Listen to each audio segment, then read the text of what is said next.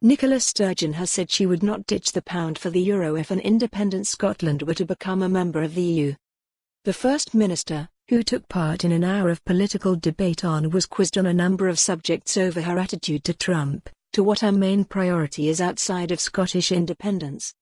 Asked if Scotland would replace the pound with the euro one day, she said, "No, I don't think it would." Pushed on whether Scotland would be forced to take the euro if allowed membership of the European Union, she said, "No, we wouldn't, and there are examples in the European Union today that prove that's not the case." Sweden, for example, joined the EU after the so-called requirements to join the euro were in place.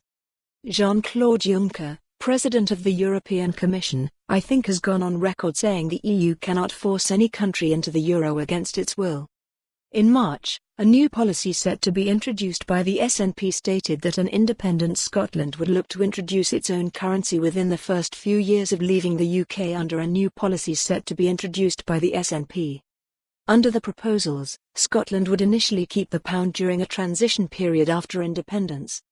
But the Scottish Parliament would decide within its first term when to introduce a separate Scottish currency. Asked whether President Trump would be welcome in an independent Scotland, Ms. Sturgeon said, "I can't stop him coming. I am no fan. I am no fan of President Trump. As First Minister I would not refuse to meet with him, but I would be pretty clear with him about our disagreements." She said a hard border between Scotland and England is not my policy, not my objective, not my desire. She added, "It is the policy of Brexit that threatens borders." And she said that her number one priority aside from independence has been education, but during this election it was climate change. Speaking to ITV from Edinburgh, Ms. Sturgeon said Jeremy Corbyn's position on a second Scottish independence referendum does change almost every day. But added, "There is an issue of principle at stake and any Westminster leader looking to the SNP for support has to accept that."